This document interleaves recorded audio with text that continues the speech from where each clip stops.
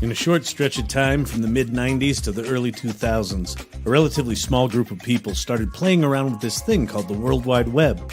They had the audacity to think they just might change the world. This project introduces you to the OG players from those hallowed days and lets them tell you what it was like and how you should have been there.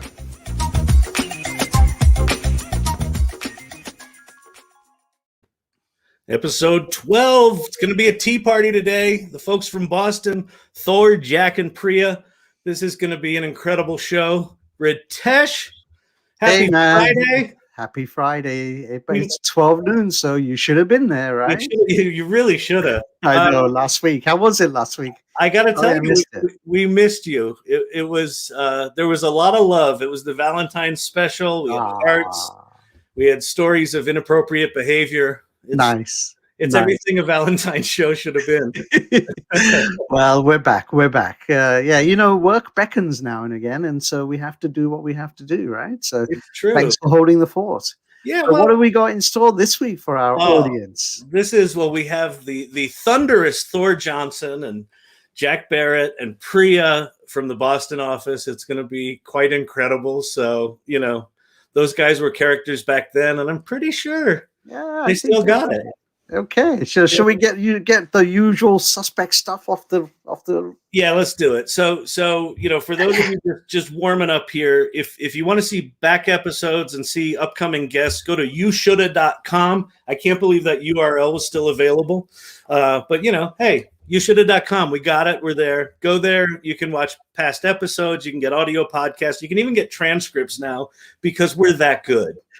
We've become influencers. We're totally influencers. Oh, by the way, if you'll notice, my backlit shelves are Celtics green in honor of Boston. Well done. You can, if you're watching this, you can leave comments. So we encourage heckling of the guests. So please feel free to do that. Ritesh will monitor your comments and we can put those up. This one's really the most important one.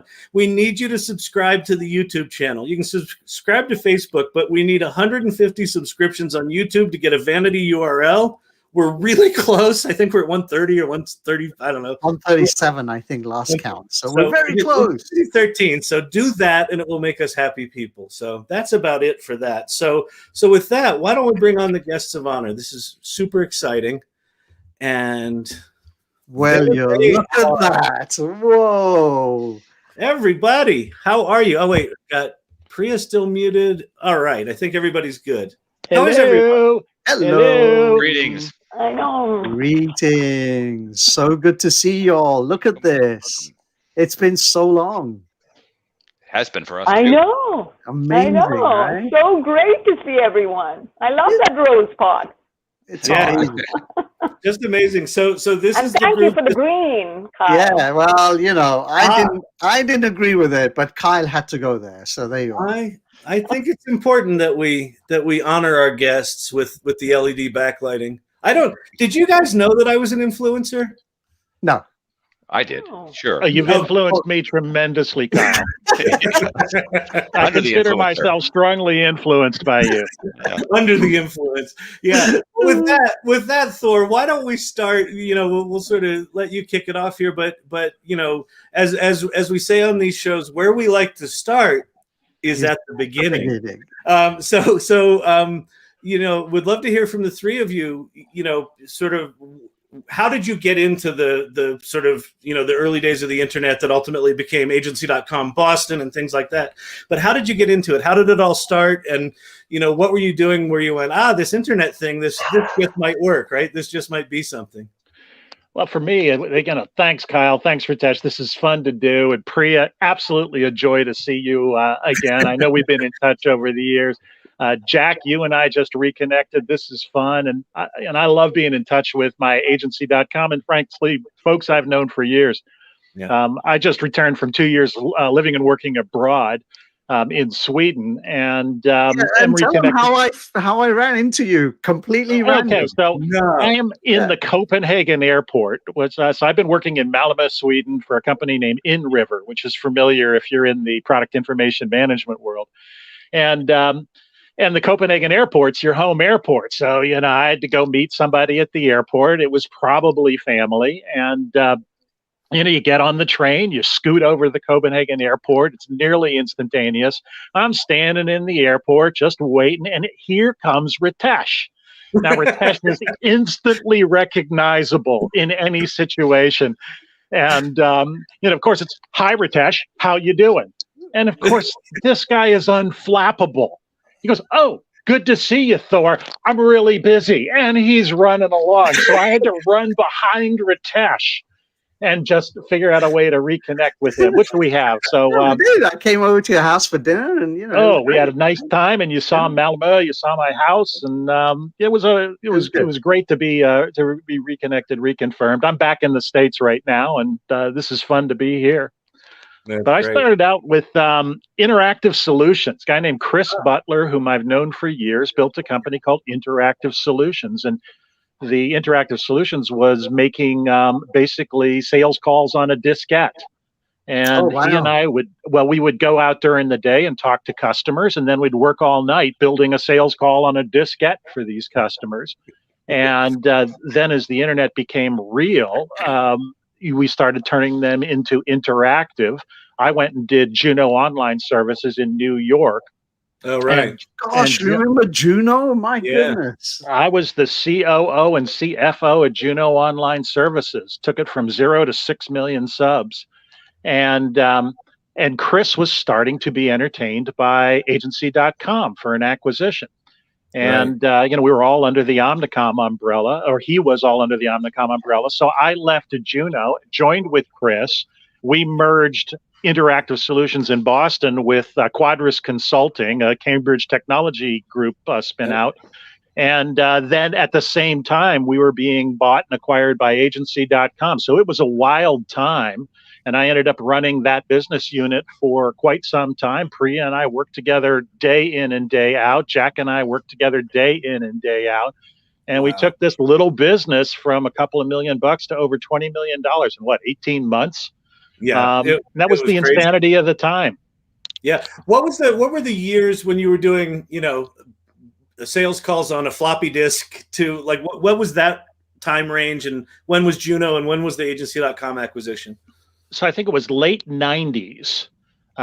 We were, again, I was kind of 95, 96 as my guess was Interactive Solutions. Then I did Juno 97, 98. Got it. And then I was in Boston for 2 years with agency.com. And then the company moved me to New York because, as Kyle and Ritesh know, the New York business was out of control. And, we couldn't just deal with Thor remotely. We had to do Thor in person. And it was a great joy to come to New York, and I think that ended right in the 1999 .com meltdown era. Got it. So cool. In my foggy memory, that's how I can pull it up. Does anyone know any facts? Yeah. Well, I think the .com meltdown was 2000, not 99. So you're about a year off there, but that's okay. Ritesh and I have learned that we're 4 or 5 years off on any significant memory. So you're within the year. You're doing well, Thor. But in some cases, we were reminded after the show, Mitch Golden particularly sent a note with evidence of why we were 4 years off. Yeah, we were 4 years off with a detailed timeline based on emails he had still saved. It was remarkable. So, the quality of agency.com still continues. Data. Don't bring me data. Don't confront me with real information, please. It'll shatter my fantasy. Exactly. Jack and Priya, how about you? Let's go with Priya first, because I haven't checked in with you for so long. So what's going on, Priya? How did you find us? I know. The early days that come to my mind was, the Boston office, if you remember, was the geekiest office, I think, all of agency, right? We had all the nerds, all of us geeks were there. So I was one of them, certainly a geek. And I was working with one of our clients. This was pre-agency, just pre-agency, before Quadris merged with Interactive Solutions, that story that Thor just said. And this was Fidelity Investments. And I remember then that Fidelity had these their own methodology. It was in published books. It was in folders. And the only way you could access them was you took this folder, every building had one, and you looked through the pages. And I had just discovered HTML for the first time in my life. And how could I experiment with it? I took their methodologies and built what later came to be known as an intranet site. We didn't even have the word intranet coined then. So I put up these HTML pages, and oh my God, the way it changed the company. Now, all of a sudden, everybody in the company had access to what was their own methodology. And suddenly I became the expert in their methodology just because I built these pages. And it was amazing what happened. The whole company was going through this reorg, and there was just this huge attention. This thing took a life of its own. It became, this intranet became such a big thing. We did a huge project with them. We built a CRM system. It was unreal. And I want to say that it was in that 97, 98 time frame, Thor, when we merged. Interactive Solutions merged, and then we became part of agency, and there was Larry Krakauer, if you remember that. That's right, Larry. Yes. Yes. For the next episode, maybe.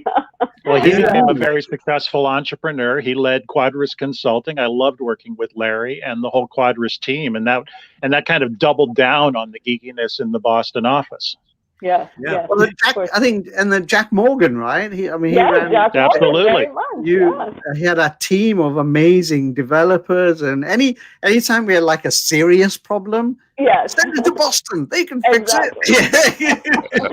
We built massive things like insurance rating engines and a whole rating system. Hardcore.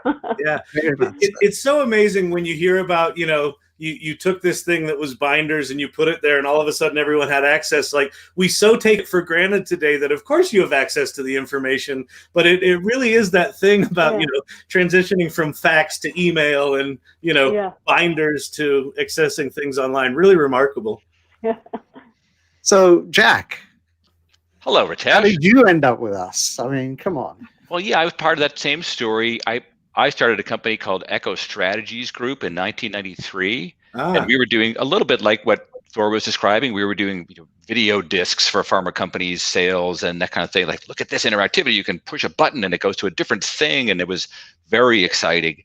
And I remember very distinctly a young guy named Stephen Calicote, who was a very crazy artistic guy, saying that this World Wide Web thing, it's going places. We're like, show it to us. And we sat down at a Mac, and he was like, this kid is such a geek, but this could be good.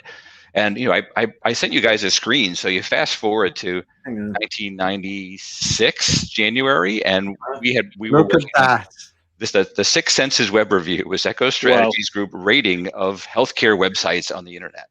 And I remember this is the height of creativity here. Look at this. Look at the blue hyperlink, right?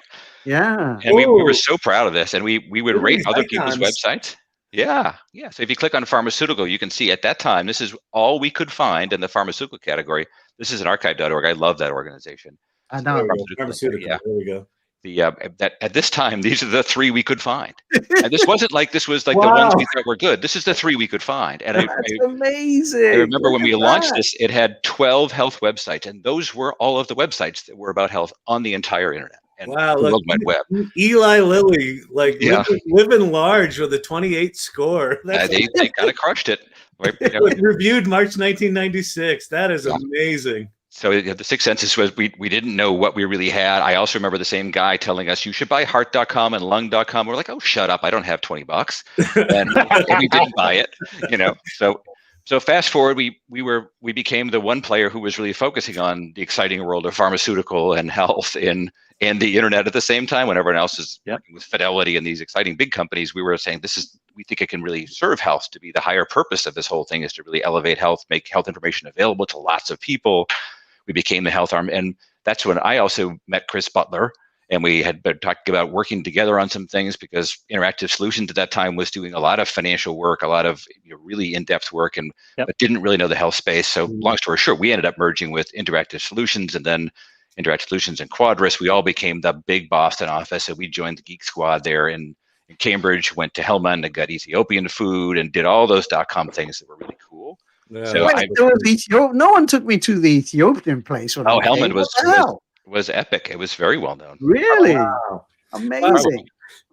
Lots of gastrointestinal stories there. But. Can't beat our Italian food though in Boston. Would you agree, Jack? That is true. Oh, that's true.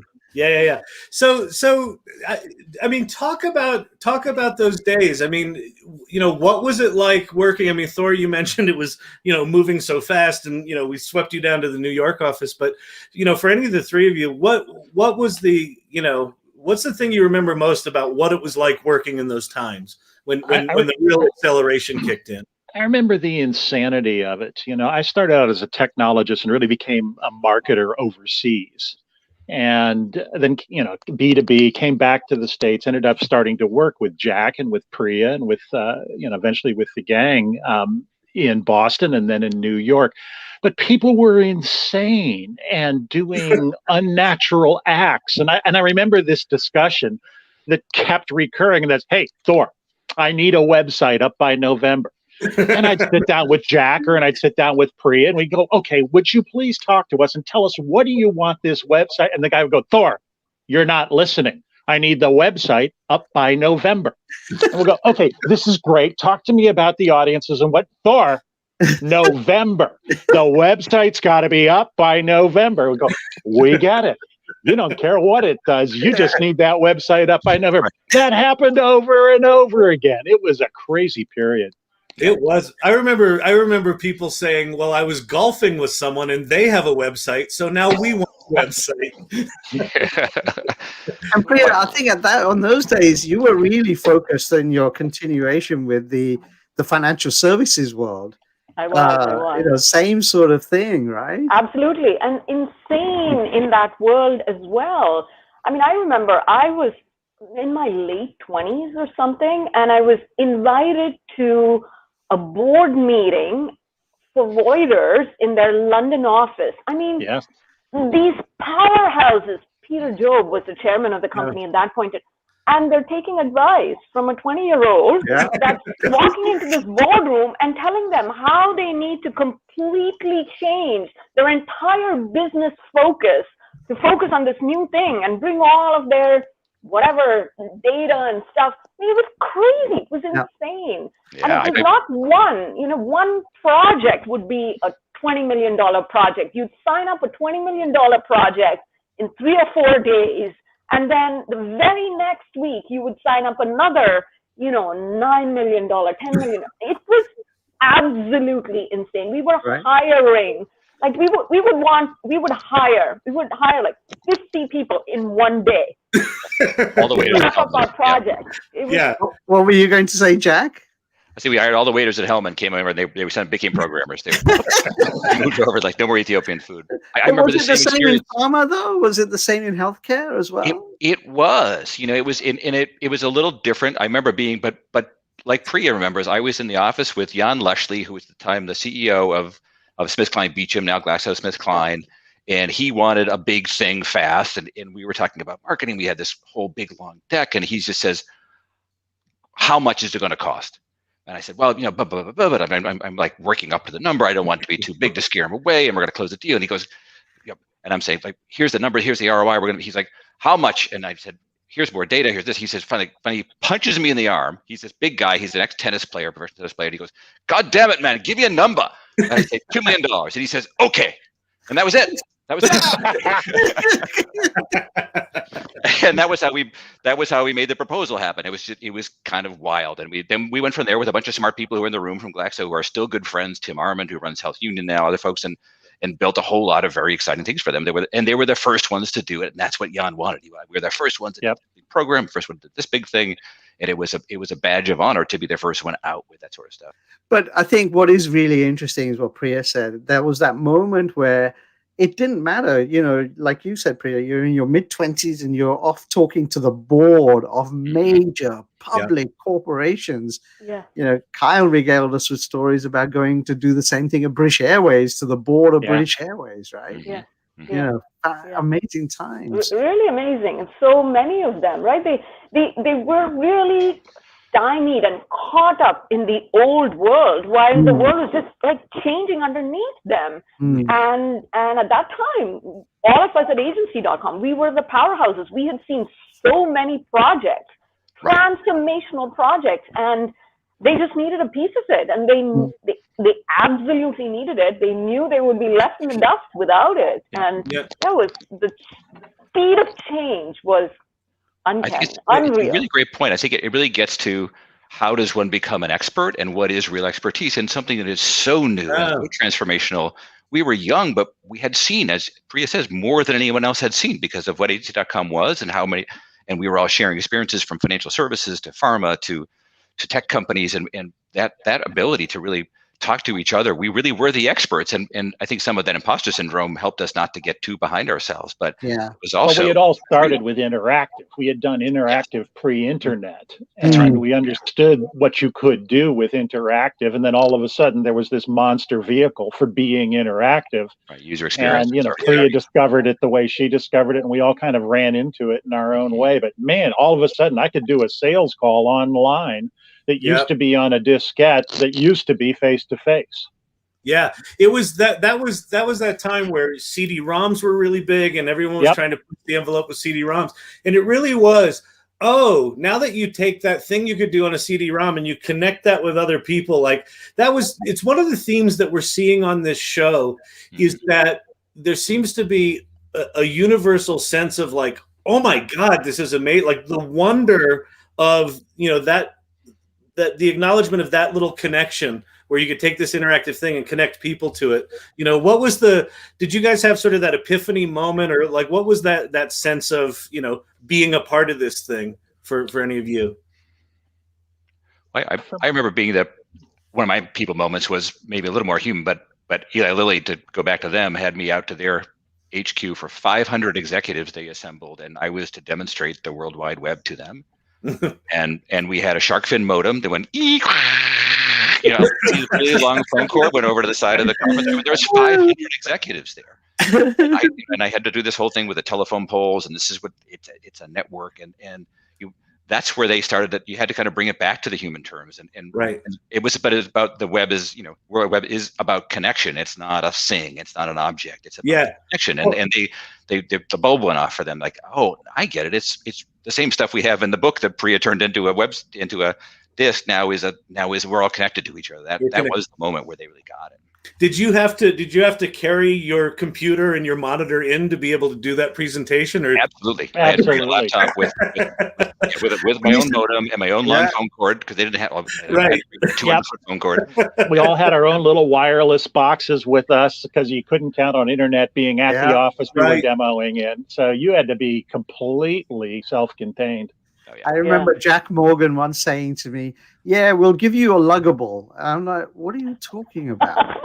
He said, we put the monitor and the computer in this big carrying case, you lug it along. I went, oh, okay. I remember the risk. Yeah. One of the things that I remember was, this was in 99. And we had gone from the days of the pure take what's on a printed piece of paper and make it a web page, right? That was like our first stage. Then we kind of started talking about user experience, and we started bringing technology and put it all transactional was a big thing. So we kind of had gone. I mean, the pace at which we went from just getting a piece of paper on the web all the way to transactional. I think in a matter of year to 2 years, we had made that entire journey. And this was in 99, and I was very pregnant. We had amazing clients all over the world. I think agency.com had acquired like 11 companies all in 1 year or something like that. And I was flying around the world. I was flying into the UK. British Airways was a client of ours, and they flew us on the Concorde to the UK. Deutsche Bank was a client, and Deutsche Bank had, literally they had a car with a chauffeur-driven car pick us up from the airport, put us up in the Ritz, okay? And they paid, not just for me, because I was so heavily pregnant, my husband to fly with me and just be with me in London so he could take a vacation. And we were rock stars. Yeah. I mean, rock stars. Anybody would do anything to get a little bit of our time. Yeah. And all of that was just, I don't know how you relive those days. I know, it's so amazing. It was very much rock star kind of status. Having British Airways as a client was really lucky because if they wanted you there, they're like, go hop on that plane. You got Sometimes it was the Concorde.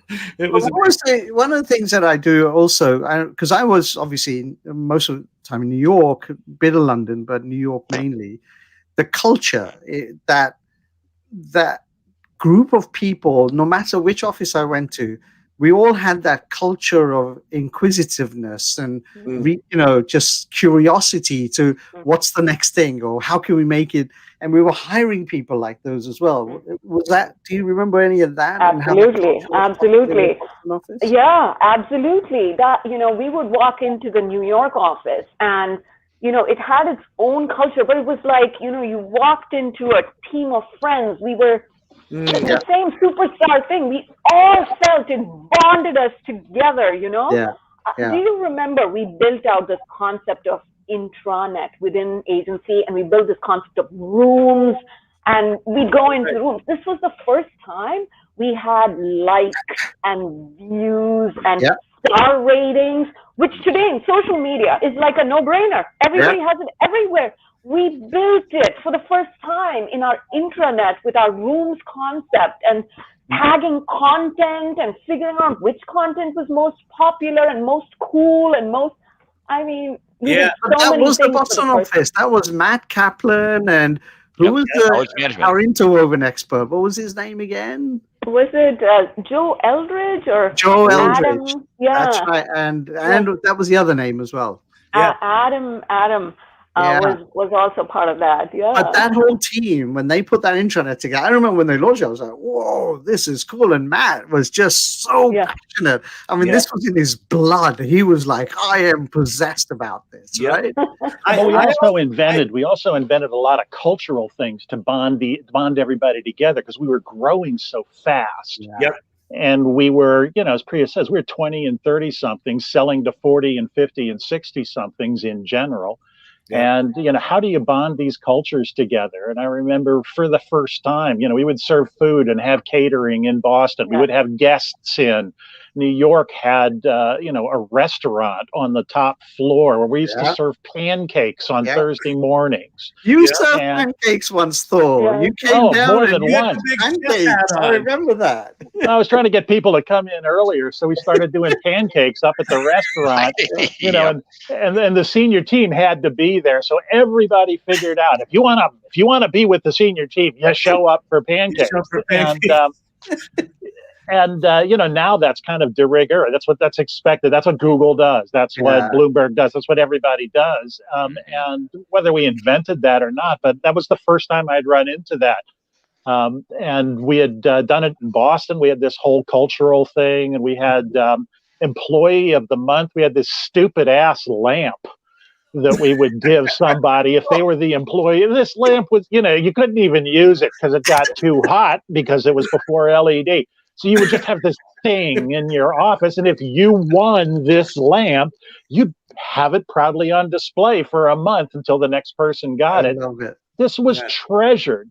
And so we were all discovering, social business work patterns and flows, technology and things you could do, rituals that you could perform to bind these very fast moving fluid organizations together across geographies. It was fun to learn. I've taken those lessons with me forever.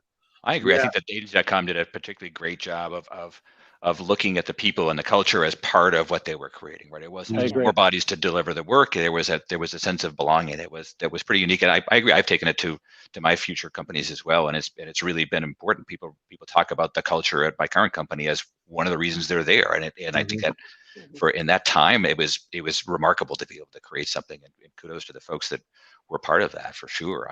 I remember, but to your point, Priya, about how fast we would bring people on. We would try to find types of people who could get it quickly enough to work with us. And that sounds very egotistical, but we kept coming back in our world to video producers and people who had that three-dimensional view of the world, because he would find people who are writers, and they would just be like, it's not just about the word, it's about the writing experience and nonlinear communication and connections. And so we pulled all these people out of other forms of video media a lot, and they seem to translate really quickly. And the folks who are creative thinkers at the same time as intelligent enough to get the business side, where they fit in really well. So we kept trying to find these, like, who are the ones we can train into this world fastest, and that was really exciting to find cool new people to work with, and very artistic and creative people who were also had the business brains. Yeah. What do you remember any projects in particular? I know we've talked about a couple of them. The internet was an interesting one. I remember when we had built it, there was some lagging use, and then all of a sudden we put the phone lists for each office on it, and all of a sudden people started using the internet again because they could get phone numbers. Do you remember any projects that you worked on that were like, you felt like, this is a first thing, or it was a truly innovative thing, or, oh my God, we're so lucky to be able to do that? Like, what were some of the tech we built or projects you did that really, strike as something? I'll go first. Yeah. I can think of 3 things that we absolutely did the first time. We built the first insurance rating engine online. We built it for Liberty Mutual. Until then, you couldn't get insurance quotes online. Today, which insurance company doesn't give you quotes online? Right. We built the very first insurance rating engine, and it was not in the US. We actually went to Liberty Polista, which was down in South America in 3 or 4 countries, Brazil being the largest. And we first built the insurance rating engine there, and then brought it back to the US. That was a first. It was amazing. Wow. Long project, really, really hard project. So that was fun. The second one we did, and Thor would remember this because we had this client in New York City, and we were building the first trading site, online trading site. Now there are only a gazillion, right? The number of trading sites online, and it was just not done. So we had to connect up. I don't know how many vendors. One vendor that would provide feeds from one place, so someone who provides the equity feed, somebody who provides the fixed income feeds. It's just ridiculously hard in those days to bring all of these players together, put up the front end, put up the middleware to create this online trading site, and then drive traffic to it and build a marketplace off of that. That was the first. And then this one, I'm not sure it was the first, but we did some aspects that were the first, which was we brought on, airlines like JetBlue and several others, and allowed you to book your flights online, to change your flights, to track where your flights were going, to put in your meal preferences, all of those things online, all about experience, and truly bring a company's brand, live and breathe that brand online, end to end. Those feel like absolute innovation. Yeah, amazing. That trading one was amazing. I remember Jack giving us a demo in one of our tech meetings of what was being coded and built, and literally, I think it was Chris or Mitch Gold just went, "Holy crap, you're doing what?" Yeah. Thor, what about for you or Jack? What do you remember? And I remember 2. One is kind of as we were walking into this era, when we built something for one of the very large consulting companies, where they really wanted all of their personalities to be indexable, and you could kind of do searches and find the right analysts for you so that you could know what they were doing. And we had to have the analyst pictures and bios and some of their materials on this CD. And we built a CD that would have all of the analysts on it, a bunch of their content, and a way to navigate this and find out which analyst you should be talking to at this big consulting company. That was absolutely revolutionary. And they would ship this thing out as a direct mailer on a CD-ROM. And even simple stuff. We had a big restaurant chain, which is still very much alive today, putting their menus online. That was a big deal. getting menus online. Nobody had done that. And this was revolutionary. And we brought them in. I remember that was a Boston office project. Yes. And that was a big deal. And we were so proud to have that brand with us. And what we were doing was putting their menus online. Amazing. So, it seems trivial and simple right now, but this is one of the reasons Priya and I worked well together, because she always had this brilliant vision for people to adopt, but it would also scare the pants off them. And so between the two of us, she would fill them with the vision, and I would say, and we're going to help you succeed. So it was this 1-2 punch. He was definitely the softie. They loved him. I can't imagine Thor being a softie. Come on, really? But we would terrify customers, and then they would be really thrilled to do the work.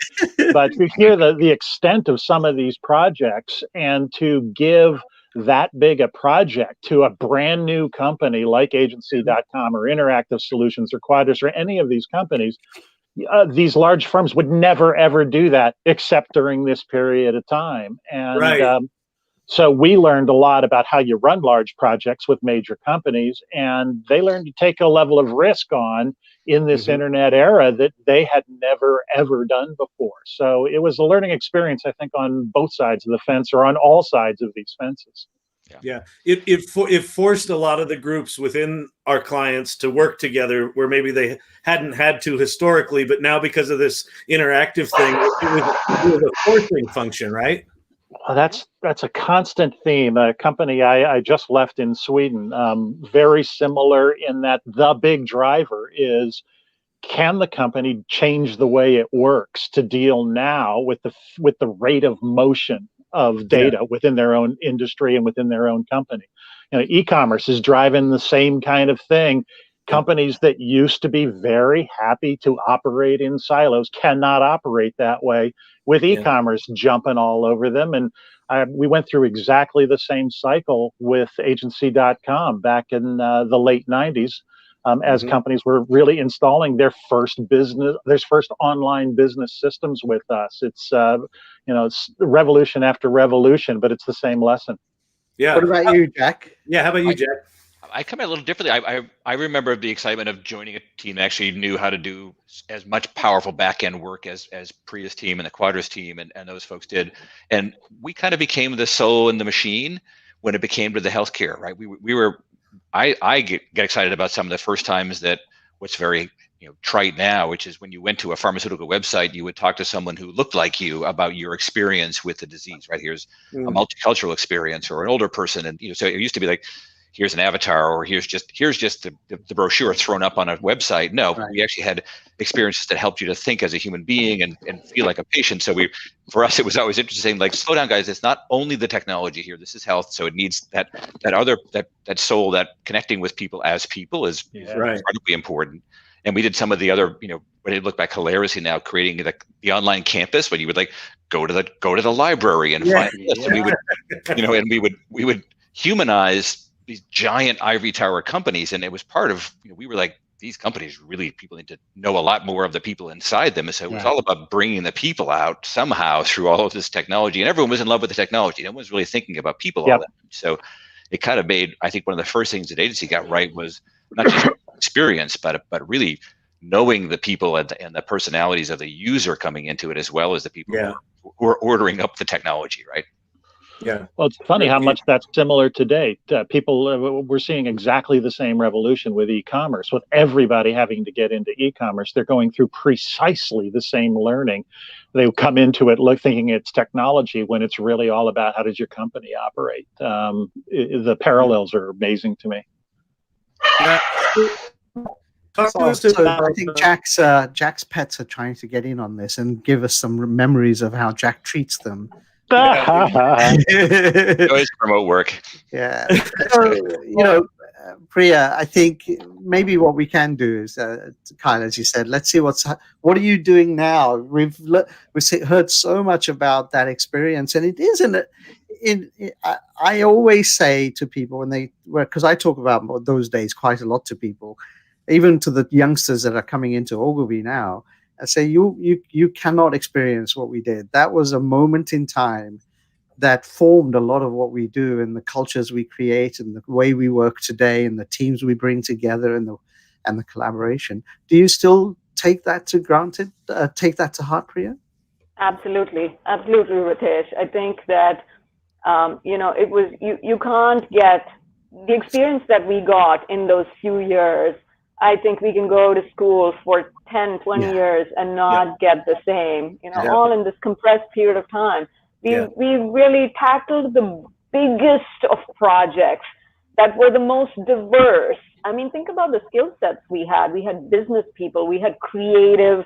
In creative, we would have the copywriters and we would have the designers, and then we would have, kind of the technology folks. And in the technology folks, we had the front end folks and the back end folks and the middleware folks.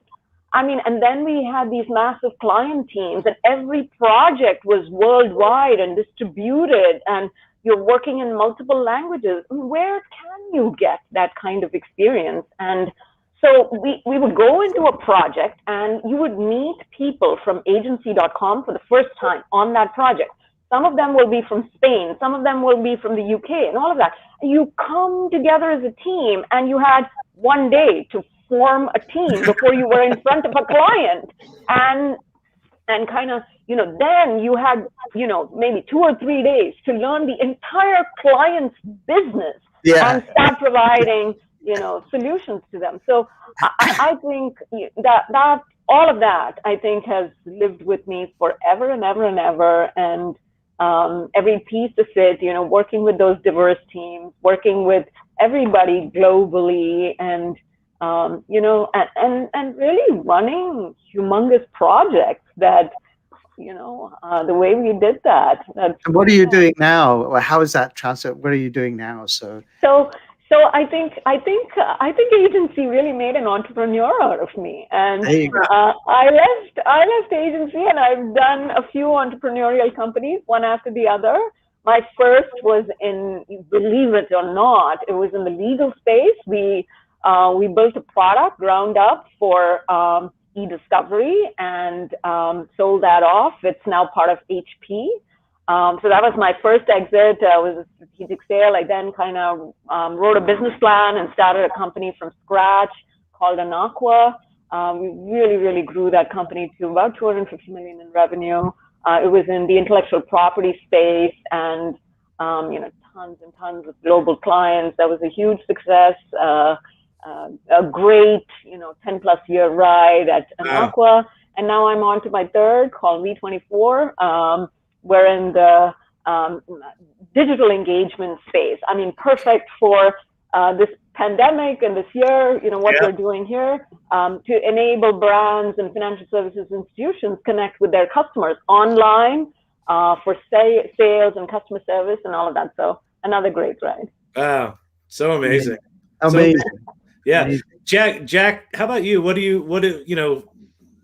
you bring forward? I know you've done a bunch of stuff since then, and you're connecting people. Your current gig is connecting people on a massive scale. So what stuck with you?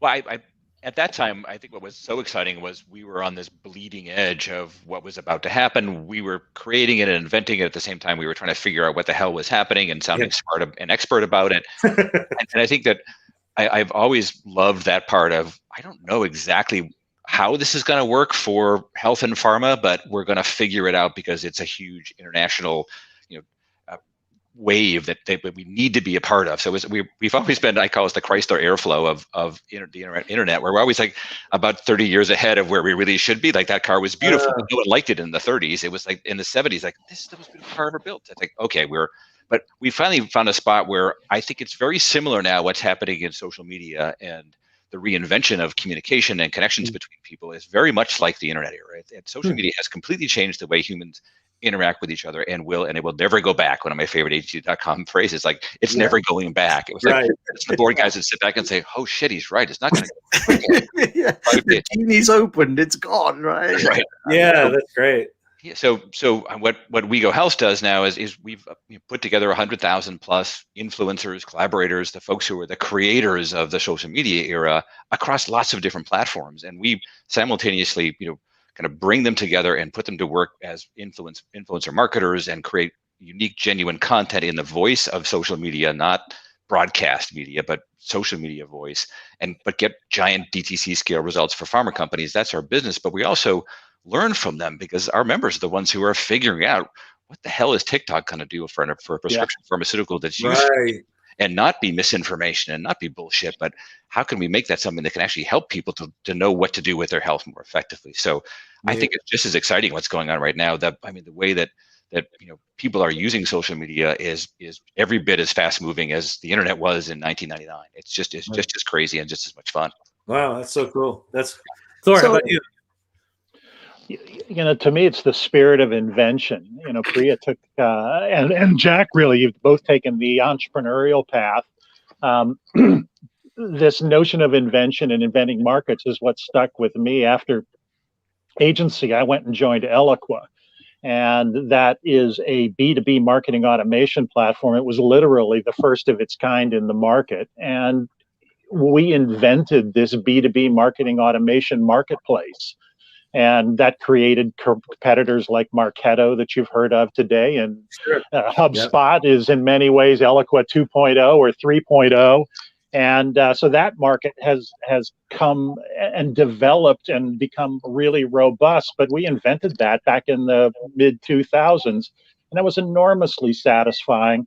And you have to invent the organizations that are going to support that too. And a lot of the invention that we did at agency has given me courage and some tools for managing and leading some of these big organizations. I'm now in the e-commerce space. I just was in Sweden for 2 years rebuilding a company called InRiver, which supplies heavy infrastructure into the e-commerce stack. Now I'm working with the e-commerce market intelligence. There's this whole wave now at kind of the front end of the e-commerce stack, where you're trying to get an idea. What are my customers actually doing out there before they come to me? What are my competitors doing out there? Who are my competitors? What do their products look like? How do you find them? And most e-commerce retailers and most brands who sell through e-commerce really don't have insight into this information. And I'm working with a company now to bring them into North America. And this is kind of tip of the spear for e-commerce, which is where my last company, InRiver, wanted to go, is really being able to answer these leading edge questions for when you're selling stuff. Who cares? And how are they going to react? And what are your competitors going to do? So I kind of moved from first internet to B2B marketing automation. And now I'm in e-commerce having a ball. This is fun. And the spirit of invention just lives on. So that's where it started for me. That idea of we can figure it out seems to be the theme that, that's what brought you into those early days, and it seems to continue on. Yeah, if I'm allowed to tell, I was, some night we've all had it. You're checking into a motel because it's late at night. You've got a sales call in the morning, and the one person who's manning this hotel, a woman behind us says, "So what do you do?" I said, "Well, I'm a marketer. I'm an internet marketer." And she looked me straight in the eye and says, "Oh, so you're just making it up as you go." And, it's late at night. You're tired. I've been traveling. And she completely slayed me because she was right. And it made me laugh. And I remember it to this day. Oh, that's brilliant. What is fascinating, though, in doing all of these, there was that time, as Priya said, where you literally got your MBA in a year and a half. Yeah. You learned how to run a business, grow a business, hire people, mentor people, put systems in place, go sell it, go talk to clients, go deliver work, all of those things. And everybody we speak to has gone on and taken that experience and done amazing things. We haven't spoken to anybody who sort of said, "I'm really everyone." I got tired, didn't do anything else. Exactly. Look at everyone, and we stay in touch with some of the alumni, and you see they're presidents and CEOs of big agencies. And Priya, look, third startup and running your own show and taking it all on. So I think that is amazing. I think that just goes to the culture that was created and what we were all living through. And this conversation just confirms all of it, right? Yeah. So much fun, reminiscing and kind of putting it all together. I mean, feels like history was made. It was. And the cobwebs, I didn't remember Matt Kaplan's name until you said intranet. And then it just clicked in my head. Picture in there, yeah. Exactly, Matt Kaplan, right? And then Larry, I think I haven't spoken to Larry in years, but wasn't Projector our own timesheet system? I think it was. Exactly. Projector came out completely from agency.com. Right? Yeah, yes. Jeff Richmond thought about that. We used that at agency, and then it was a spin-off, I would say. Yeah, and now look at it. He's doing really well. They've got so many consultancies using the product, right? It's amazing. Yeah. I've never really thought about the business school analogy, but I think it's the right one. I think you're right. It was the more fun version of a Harvard Business School degree, but the connections were just as powerful. I think of Wendy Roberts, who was one of the top salespeople at agency.com, and is actually who referred me to a gig at Yahoo, where I became a category development officer in health. Was 6 or 7 years at Yahoo with 130 million of people to play around with in the early 2000s, and that's where I discovered the audience that's now the core of my next company. So without Wendy making that connection, I would be consulting and doing all kinds of wonderful things. But she really, that alumni network. She's like, I thought you'd be great for this role. It was just a very offhand thing, but that's what people do each other and we had been at a level in the industry that those connections were made quickly, and that was powerful. Yeah, I agree. I think that consistency of alumni is still there today. We do these reunions when we were able to in person, and I'm always amazed. 200-300 people show up, and it's all back to remember when you did this, and remember when this happened, and remember when we did. It's amazing. And it's balanced against a what are you doing now? Because it's a then and now. No one's living on past laurels. They're saying, that was great.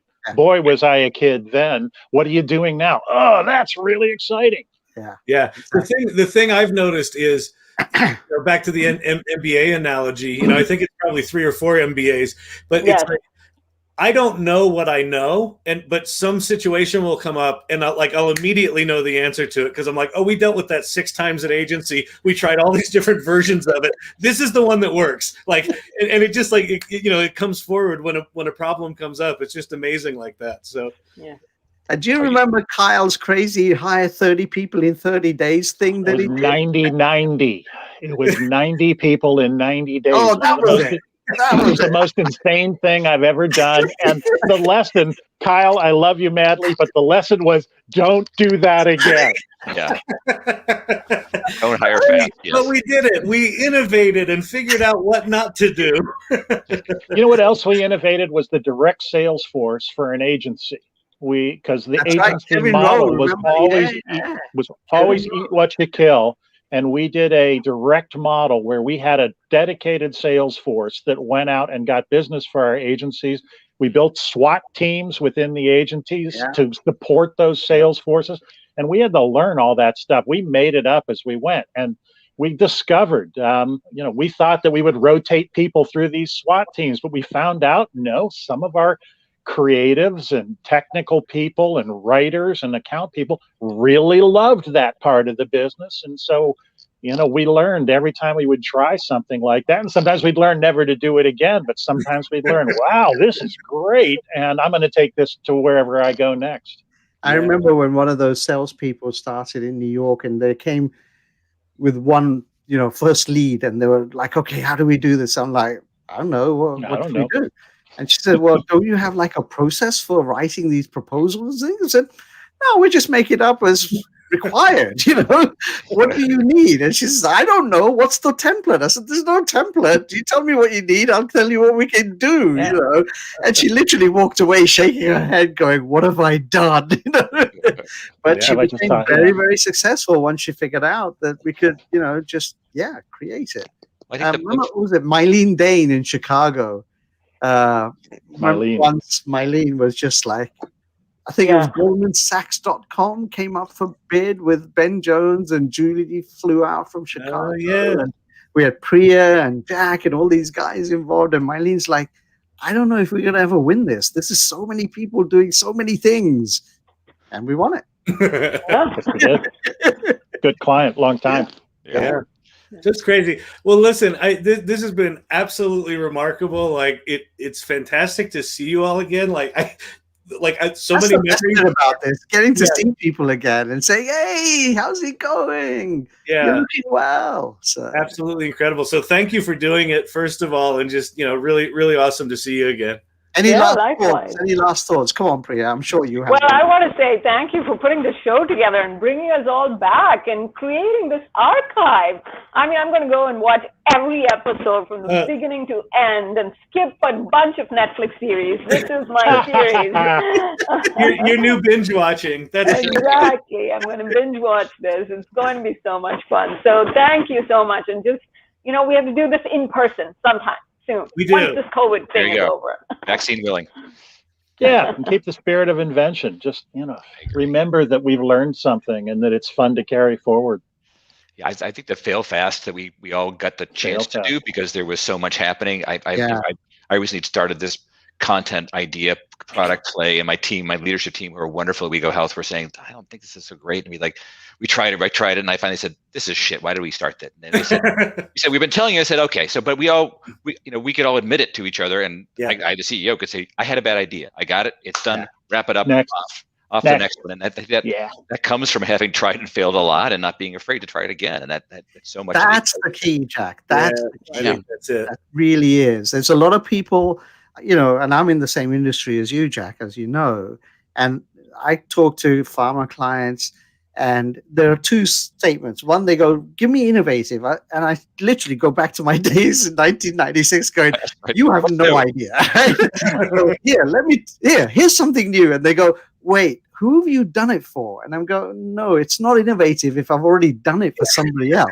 Exactly. Right?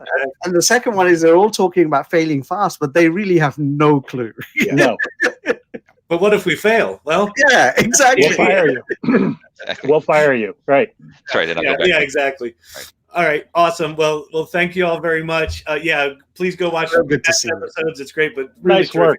Thank you, guys. Thank you. This is fun. Awesome. Good to see you all. See ya. Good luck, everybody. Thanks, Thor.